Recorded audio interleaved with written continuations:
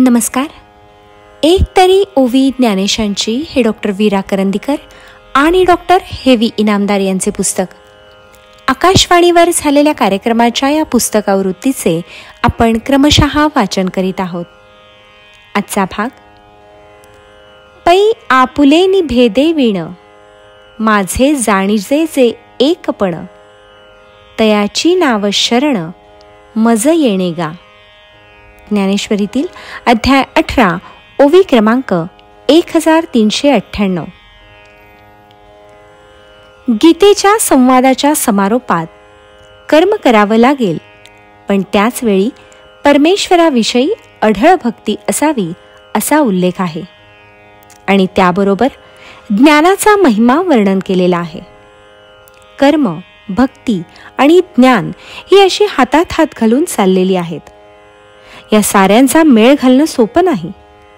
तो मेळ बुद्धीच्या अंगानं कसा घालावयाचा हे समजावून घेतलं तरी ते पुरेसे नाही. तो आचरणात उतरवता आला पाहिजे. इथे तर अर्जुनावर युद्धाचा प्रसंग आहे. त्याला तोंड देत असताना त्याला हे अध्यात्मज्ञान पचनी पाडायचं आहे.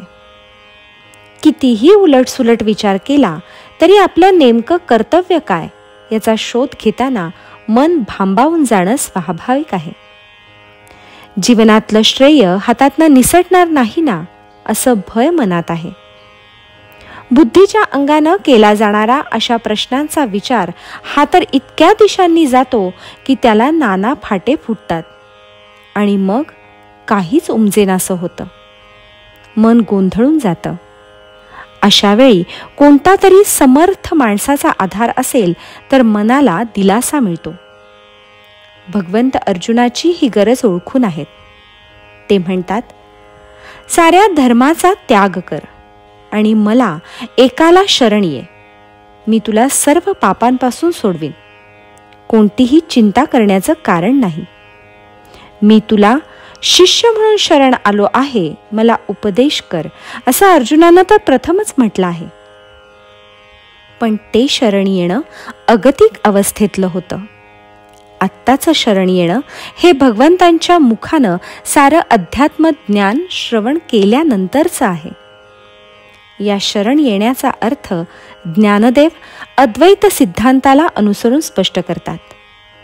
या ओवीत ते म्हणतात, स्वतःला माझ्याहून कोणत्याही प्रकारे वेगळं न मानता माझ्याशी असलेलं आपलं एकरूपत्व जाणणं म्हणजे मला शरण येणं होय.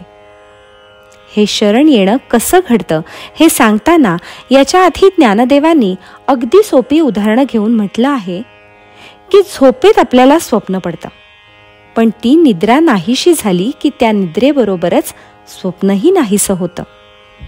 त्याप्रमाणे एकदा अज्ञान दूर झालं की त्या अज्ञानाबरोबरच द्वैताचा सारा भावही आपोआप नाहीसा होतो.